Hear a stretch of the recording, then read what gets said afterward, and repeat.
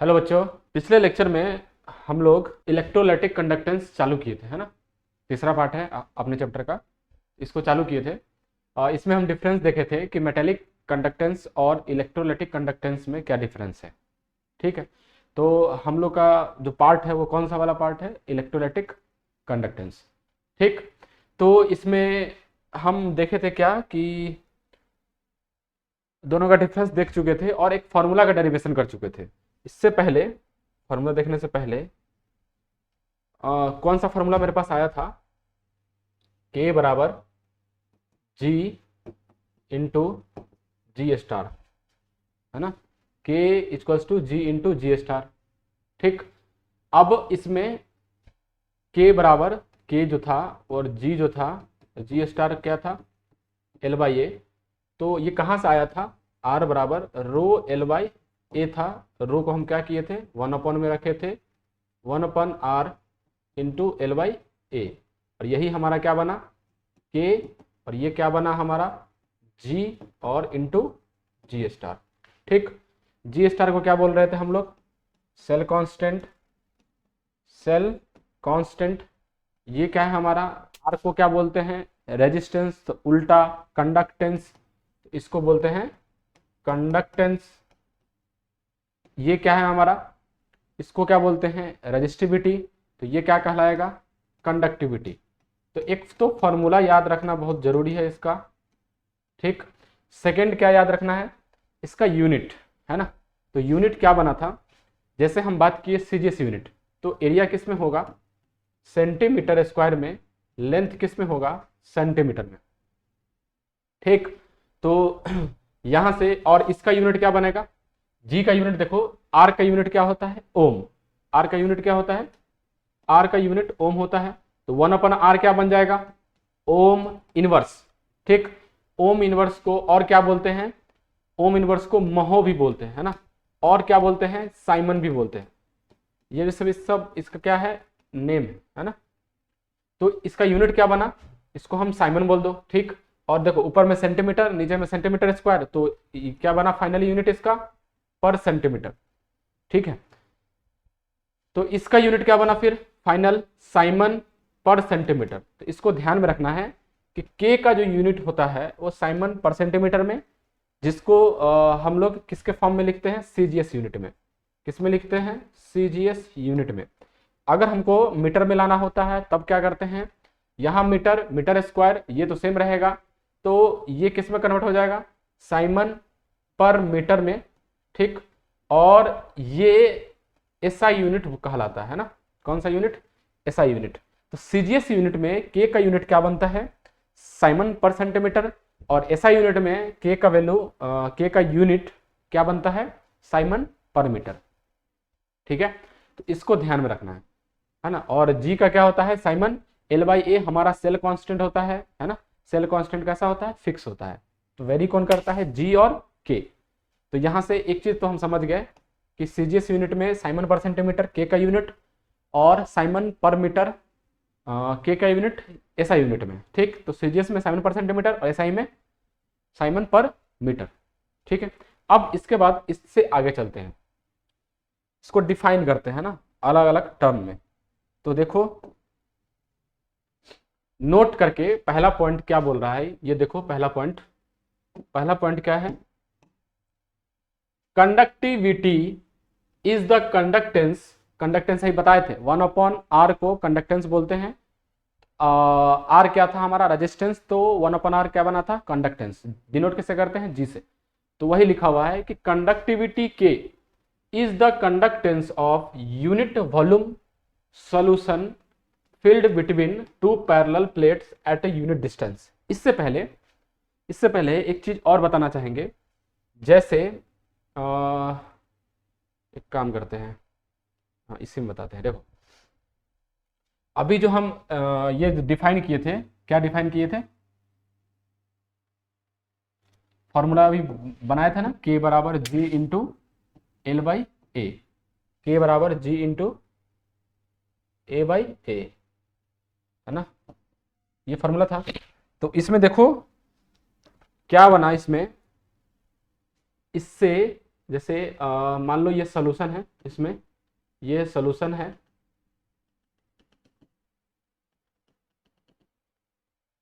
ठीक, इसमें इलेक्ट्रोड डाल दिए है ना, इलेक्ट्रोड डाल दिए इसमें, ये हमारा है इलेक्ट्रोड, इस टाइप से, ठीक है। और इस टाइप से इलेक्ट्रोड डाल दिए, फिर इसमें क्या कर दो, बैटरी यूज कर दो, ठीक है। चलिए, इसका जो एरिया है वो हम ले लेते हैं ए, ठीक, और इसके बीच का जो डिस्टेंस आएगा,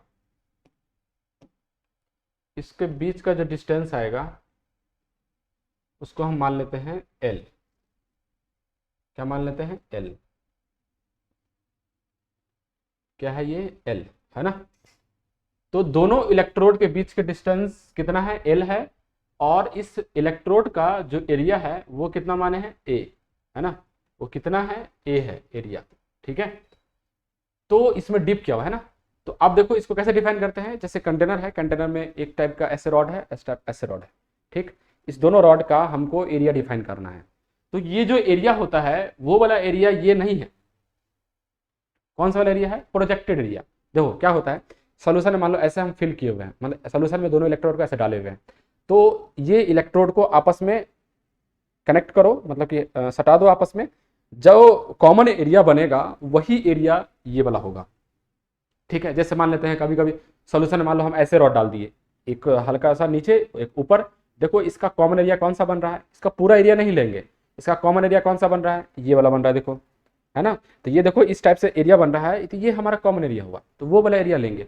मतलब एरिया क्या है हमारा, common projected area, common projected, common projected area between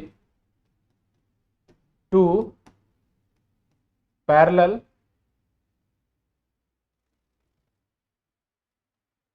between two parallel plate, ठीक है।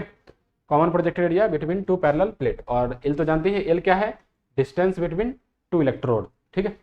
तो ये है, तो यहां से ए हमको पता चल गया, एल पता चल गया, जी होता है कंडक्टेंस, ये होता है कंडक्टिविटी, और इसको कंडक्टिविटी के साथ साथ, कंडक्टिविटी के साथ साथ और क्या बोलते हैं इसको, कप्पा, कंडक्टिविटी के साथ साथ और क्या बोलते हैं इसको, कप्पा, ठीक है, इसका नाम है, तो ध्यान में रखना है इसको, ठीक है। चलिए, तो यहां से जो अब डिफाइन कर रहे हैं क्या, कंडक्टिविटी को हम डिफाइन करने जा रहे हैं ना, कंडक्टिविटी क्या होता है, तो देखो यहां से K बराबर G इंटू एल बाई ए था, ये था मेरे पास इक्वेशन, इसमें हम L से मल्टीप्लाई भी कर दिए और L से डिवाइड भी कर दिए, कोई फर्क नहीं पड़ेगा, एल एल कैंसिल हो जाएगा, तो बना क्या, K बराबर G into L square upon A into L, क्या बना, V, वॉल्यूम, है ना। तो K बराबर G into L square upon volume, ये बना। तो यहां से क्या कर रहे हैं कि K को डिफाइन करने के लिए हम क्या कर रहे हैं, जो यूनिट डिस्टेंस है इलेक्ट्रोड के बीच में उसको किससे डिनोट कर रहे हैं, L से, तो वो डिस्टेंस हम यूनिट लेंथ ले लेते हैं ना। अभी हम सीजीएस यूनिट में ले लेते हैं या ऐसा यूनिट में, तो या सेंटीमीटर में लो या फिर मीटर में, सीजीएस यूनिट है तो सेंटीमीटर, ऐसा यूनिट है तो मीटर, तो अभी हम सेंटीमीटर के फॉर्म में ले लेते हैं कि एक यूनिट डिस्टेंस लिए दोनों इलेक्ट्रोड के बीच में, ठीक। अब उसमें जो सोल्यूशन फिल किया हुआ है सेल के अंदर, वो सोल्यूशन का वॉल्यूम जो है वो भी हम यूनिट वॉल्यूम ले लिए, तो यूनिट वॉल्यूम, वॉल्यूम का यूनिट क्या हो जाएगा, सेंटीमीटर क्यूब, ठीक है। तो ये हमारे पास आया, तो इसको हम जब पुट करेंगे तो देखो क्या बना, यहां से ये बना K बराबर G इंटू, ऊपर भी 1 नीचे भी 1, मतलब K बराबर क्या बन गया, G, ये हमारे पास क्या बना, एक फॉर्मूला बन गया। अब ये है क्या, तो इसको हम बोल सकते हैं कि कंडक्टिविटी को डिफाइन करने के लिए हम इतना कंडीशन यूज किए हैं, तो ये कंडीशन हमको यूज करना है, ठीक है, कंडक्टिविटी को डिफाइन करने के लिए, ठीक।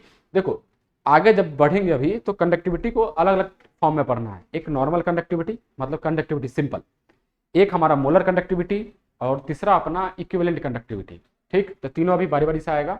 पहला है हमारा कंडक्टिविटी, तो कंडक्टिविटी लाने के लिए हम लोग क्या कंसिडर किए हैं कि जो इलेक्ट्रोड का डिस्टेंस है वो यूनिट डिस्टेंस है और वॉल्यूम जो है इलेक्ट्रोलाइटिक सॉल्यूशन का वो यूनिट वॉल्यूम है।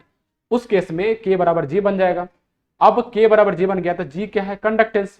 तो क्या कहलाया, ये डिफिनेशन क्या कहलाया कि conductivity K is the conductance, है ना, conductivity is the conductance, conductivity is the conductance of unit volume solution, है ना, unit volume solution, unit volume solution, है ना, solution between two parallel plate, है ना, दो पैरेलल प्लेट के बीच में यूनिट वॉल्यूम सॉल्यूशन है at a unit distance. At unit distance बोलने का मतलब L इक्वल्स टू 1 सेंटीमीटर। ठीक है, तो क्या डेफिनेशन बना कंडक्टिविटी का कि conductivity is the conductance of unit volume solution at unit distance बना। यानी कि कंडक्टिविटी को डिफाइन करने का तरीका क्या बना कि कंडक्टिविटी हम तब डिफाइन करते हैं किसी भी इलेक्ट्रोलाइट का, मतलब इस सॉल्यूशन का, जब उसमें जो वॉल्यूम ऑफ सॉल्यूशन है वो यूनिट ले, यूनिट वॉल्यूम सॉल्यूशन ले, और उसमें जो इलेक्ट्रोड का डिस्टेंस है, दो पैरेलल प्लेट का जो डिस्टेंस है वो भी यूनिट डिस्टेंस हो, तब जाके इसको हम क्या बोलते हैं, तब जाके हम क्या बोलते हैं इसको, कंडक्टिविटी। तो ध्यान में रखना है, ठीक है। तो ये पहला पॉइंट हुआ, ठीक, ये हुआ फर्स्ट पॉइंट। आइए सेकेंड पॉइंट पे।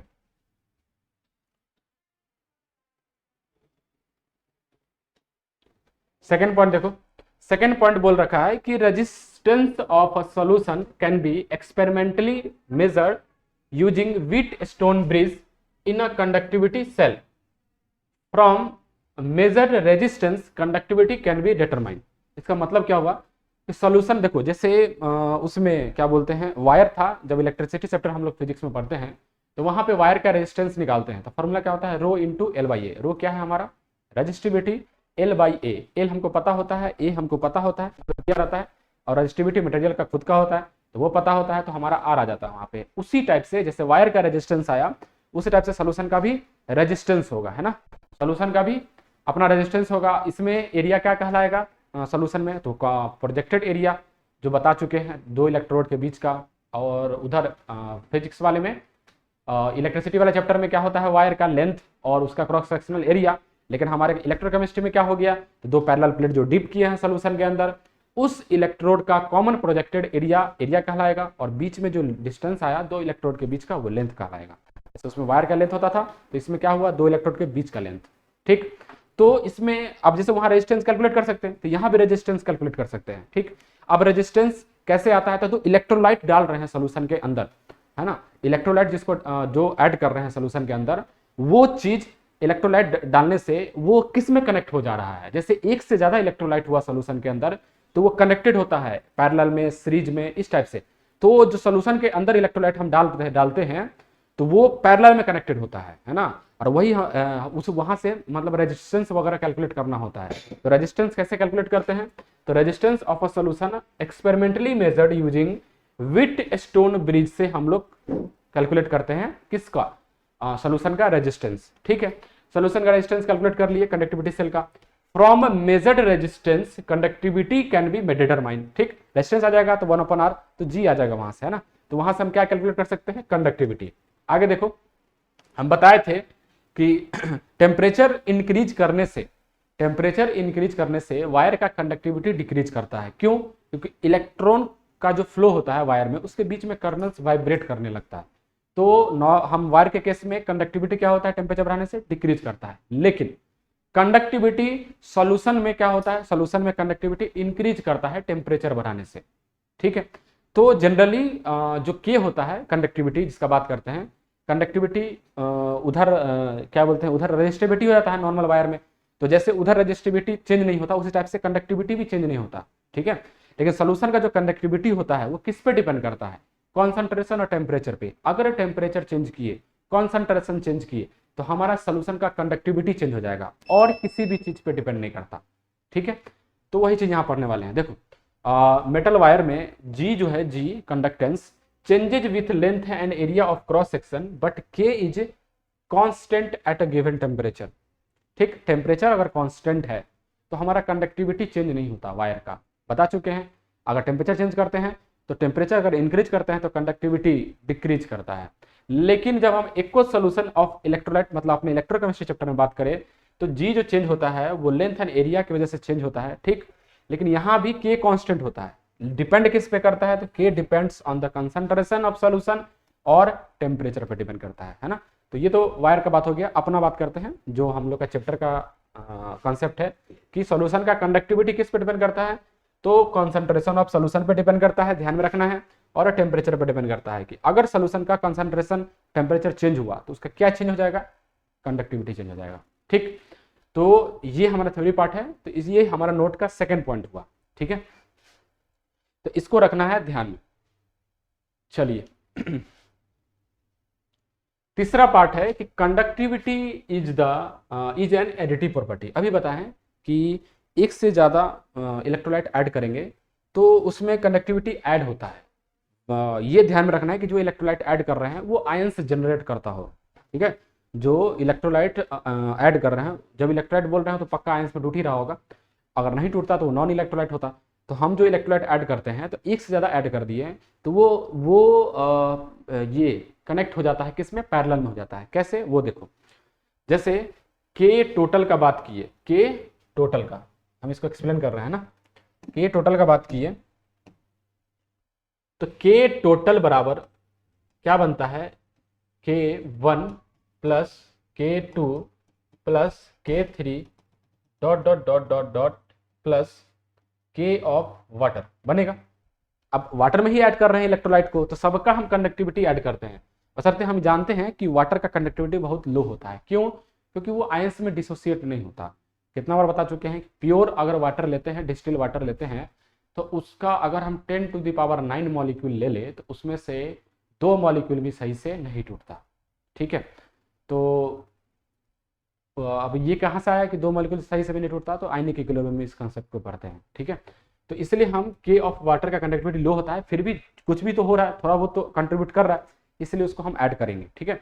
तो आप देखो जो के टोटल बराबर K1 plus K2 plus K3 बन के KW बना, वही होता है कि conductivity is an additive property, कि जितना ज्यादा इलेक्ट्रोलाइट अगर ऐड कर रहे हैं सोल्यूशन के अंदर तो वो कंडक्टिविटी को इंक्रीज करेगा, ठीक है। तो देखो क्या होता है, यहाँ से के टोटल को हम लिख सकते हैं क्या, के बराबर फॉर्मूला मेरे पास क्या है, तो के बराबर फॉर्मूला है G into L by A, simple है। तो देखो यहाँ से क्या हो जाएगा, G है ना, G टोटल या फिर G इक्विवेलेंट है ना, ऐसा करते हैं L बाई ए। अब देखो जो सेल होगा, सेल का तो L और A कांस्टेंट ही होगा, भले हम तो क्या कर रहे हैं, केवल इलेक्ट्रोलाइट ऐड कर रहे हैं, तो इलेक्ट्रोलाइट ऐड करने से L और अपन A थोड़ी ना चेंज हो जाएगा, तो वो सेल कांस्टेंट है, वो चेंज नहीं होगा, ठीक है। हम इलेक्ट्रोलाइट ऐड कर रहे हैं तो क्या चेंजेस होगा, उसका कंडक्टिविटी चेंज होगा, इसलिए हम कंडक्टेंस को चेंज कर रहे हैं। G1 into L by A, फिर क्या हो जाएगा, K2 का क्या लिखेंगे, G2 into L by A, फिर प्लस K3 का क्या हो जाएगा, G3 into L by A, फिर plus dot dot dot plus, फिर यहां से क्या हो जाएगा, G of water into L by A, ठीक है। ये बना यहां से। तो देखो यहां से क्या किए हम, L by A L by A L by A L by A cancel, तो फॉर्मूला क्या बना, G टोटल बराबर G1 plus G2 plus G of water sorry. अब देखो G क्या होता है, 1/r टोटल, 1/r होता है ना, तो 1/r टोटल या फिर R इक्विवेलेंट बोल दो। ये क्या बना, 1/r1 plus 1/r2 plus dot dot 1/r of water. तो ये देखो क्या निकला, तो यही हम सिखाना चाह रहे थे। ये देखो क्या बना, क्या बना कि जब भी हम इलेक्ट्रोलाइट को सॉल्यूशन के अंदर ऐड करते हैं, एक से ज्यादा इलेक्ट्रोलाइट ऐड करते हैं, तो वो इलेक्ट्रोलाइट कहाँ कनेक्टेड हो जाता है, पैरेलल में। और पैरेलल में कनेक्टेड होके देखो रेजिस्टेंस, इक्विवेलेंट रेजिस्टेंस किसका है, पैरेलल का है। तो ये इंडिकेट कर रहा है कि all electrolyte connected in parallel, all electrolyte in solution, all electrolyte in solution connected in parallel, ठीक है। तो ये वाला पॉइंट समझ में आ गया होगा, है ना। इसको ध्यान में रखना है कि जब भी सॉल्यूशन के अंदर किसी भी इलेक्ट्रोलाइट को ऐड करते हैं, एक से ज्यादा है, तो वो सब इलेक्ट्रोलाइट पैरेलल में कनेक्टेड हो जाता है। तो यहां से हमको पता चला। चलिए नीचे में देखो क्या लिखा हुआ है कि के ऑफ वाटर, जिसको हम कंडक्टिविटी बोल रहे हैं, कि कंडक्टिविटी ऑफ प्योर वाटर या फिर distil water is very low and may be ignored, है ना, मैनी नहीं, may be ignored in questions of data is not given. जैसे क्वेश्चन हम सॉल्व किए उसमें के ऑफ वाटर नहीं दिया हुआ है, उसको हम इग्नोर कर सकते हैं क्योंकि कंडक्टिविटी बहुत ज़्यादा लो होता है तो ज़्यादा फर्क नहीं पड़ता, इसलिए के डब्ल्यू को हम क्या करते हैं, इग्नोर करते हैं। तो अगर क्वेश्चन में दिया है तो ठीक है, नहीं दिया है तो इग्नोर करो, इसका मतलब यही हुआ। ठीक है, चलिए अब देखो अपने नेक्स्ट जो टॉपिक है वो है मोलर कंडक्टिविटी।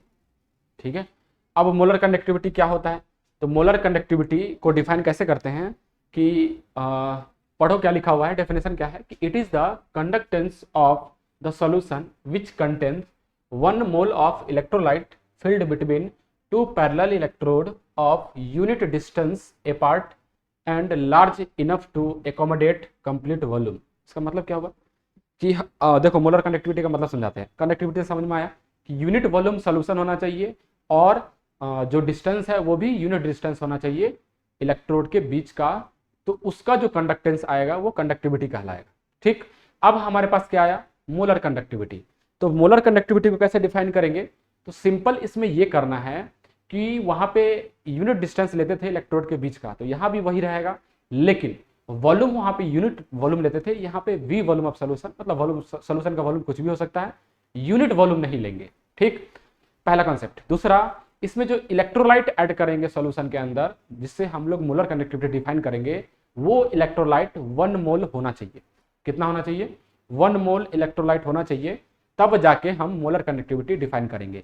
कि क्या समझ में आया कि ये किसी भी सॉल्यूशन का कंडक्टेंस है जिसमें यूनिट डिस्टेंस है इलेक्ट्रोड के बीच का, वॉल्यूम यूनिट नहीं है, वी वॉल्यूम ऑफ सॉल्यूशन है, जिसमें 1 मोल इलेक्ट्रोलाइट को ऐड किए तो जो सॉल्यूशन का कंडक्टेंस बनेगा उसको मोलर कंडक्टिविटी बोलेंगे। ठीक, तो मोलर कंडक्टिविटी को डिनोट किससे करते हैं, लेमडा एम से, है ना, लेमडा एम से। देखो अभी आगे जब चलेंगे ना, तो जैसे इसे मान लो किसी वाटर में हम NaCl को ऐड किए, तो NaCl हमारा क्या है, इलेक्ट्रोलाइट। तो इलेक्ट्रोलाइट जब कंप्लीट NaCl का बात करेंगे तो इसके लिए हम लोग कंडक्टिविटी को लेमडा एम से डिनोट करते हैं। लेकिन ये जब आयंस में ब्रेक करता है Na+ और Cl-, तो इसके लिए हम लोग स्मॉल लेमडा के फॉर्म में लिखते हैं ना। मोलर कंडक्टिविटी किसके फॉर्म में लिखते हैं, स्मॉल लेमडा के फॉर्म में, स्मॉल लेमडा के फॉर्म में। तो कंप्लीट हम इलेक्ट्रोलाइट का लेमडा नॉट एम, अगर हम इन्फिनाइट का बात किए तब लेमडा एम नॉट, और इधर आयंस के लिए हम स्मॉल लेमडा का यूज करते हैं। तो आयंस के लिए स्मॉल लेमडा और कंप्लीट इलेक्ट्रोलाइट या कंपाउंड के लिए कैपिटल वाला लेमडा यूज करते हैं, इसको रखना है ध्यान में। ठीक है, चलिए अब यहां से क्या बना, इसके देखो इसको हम डिफाइन कर रहे हैं यहां से।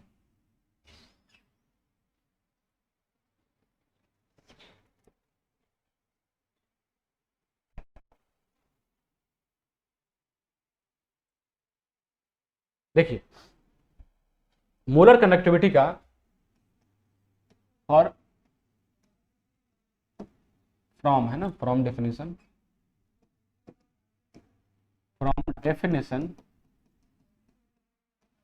ऑफ मोलर कंडक्टिविटी कैसे डिनोट करते हैं, लेमडा एम से।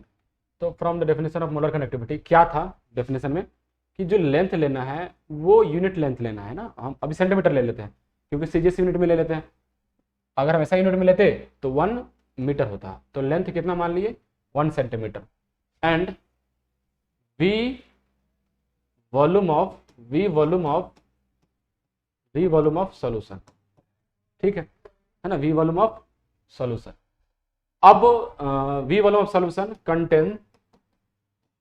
कंटेन 1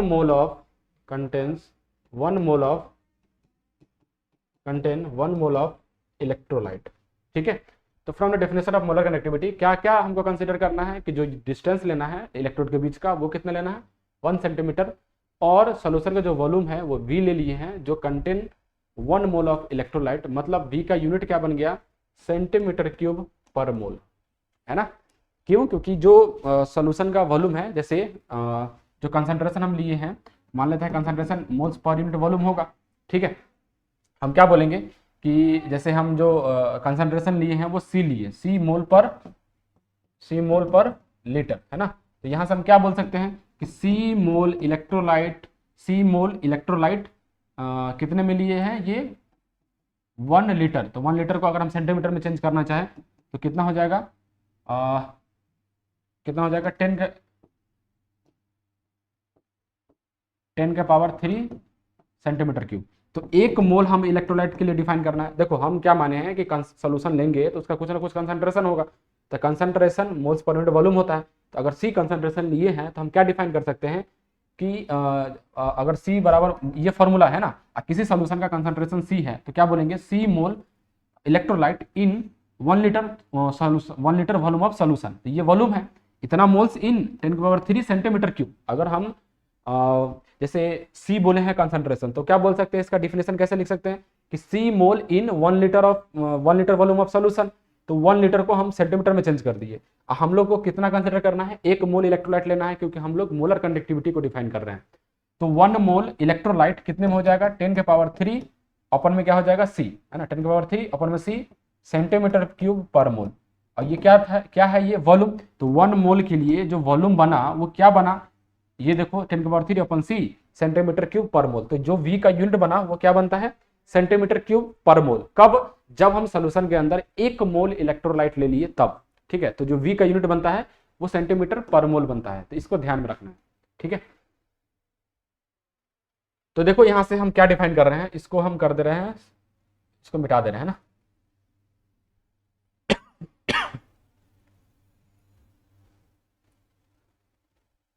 देखो फॉर्मूला हमारे पास क्या था, K बराबर G इंटू एल बाई ए। इसको क्या करो, G को इधर कर दो क्योंकि कंडक्टेंस हमको चेक करना है ना। K into A by A L. तो फॉर्मूला क्या बना, फॉर्मूला बना G बराबर K into A by L, ठीक है। अब यहां से पिछले बार में क्या किए थे, वहां क्या था, G बराबर K था, है ना, G बराबर K था। तो वहां जो G था, कंडक्टेंस जो बन रहा था वो कंडक्टिविटी हो जा रहा था। कब, 1 सेंटीमीटर, मतलब कि unit volume of solution in which electrode का जो डिस्टेंस था वो कितना था, 1।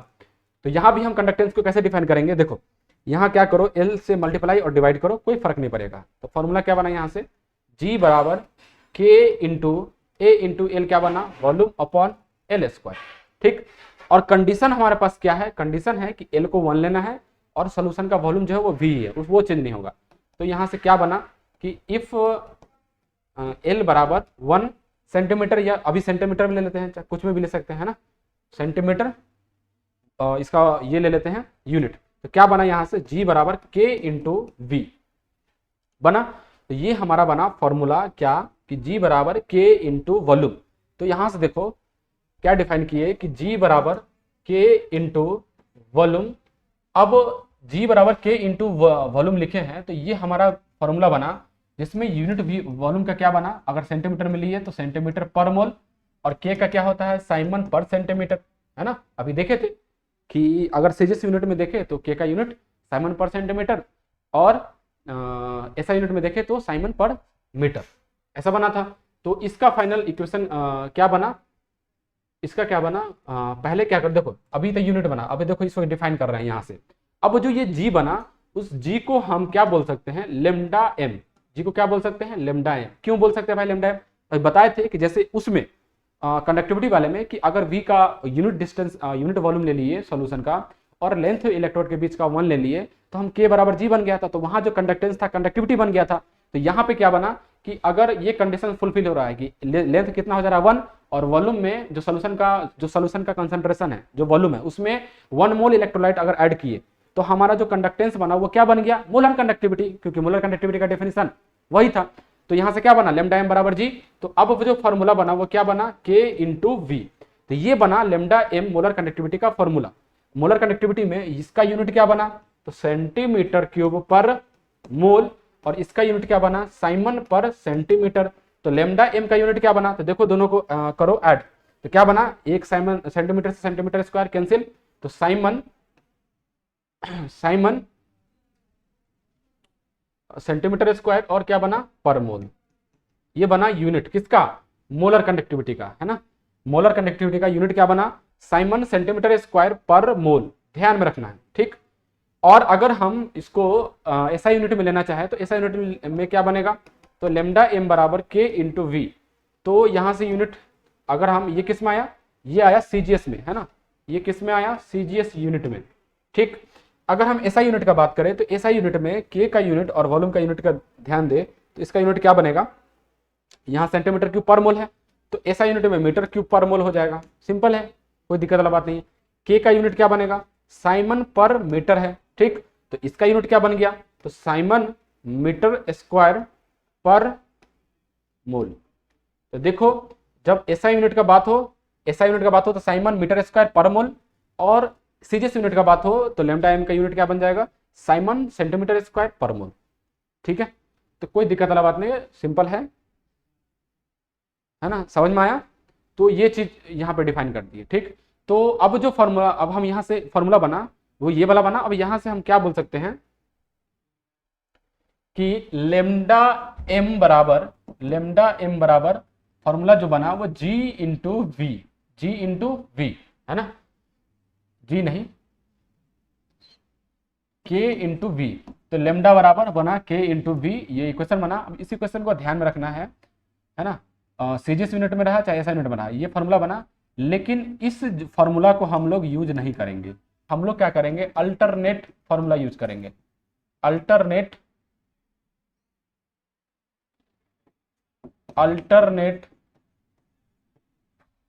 फॉर्मूला यूज होगा, है ना, अल्टरनेट फार्मूला यूज होगा, हम लोग इस फार्मूला का यूज नहीं करेंगे, ठीक है। तो फॉर न्यूमेरिकल पर्पस,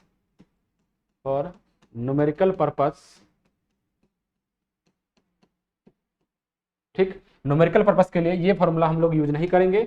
हम लोग क्या करेंगे, एक अल्टरनेट फार्मूला ड्राइव करेंगे लेमडा एम के लिए, ठीक है, और वो वाला फार्मूला हम लोग यूज करेंगे, ठीक। अब वो जो फार्मूला आएगा वो फार्मूला हम डेरिवेशन करेंगे इसके बाद। तो आज के लिए इतना ही रखते हैं, ठीक।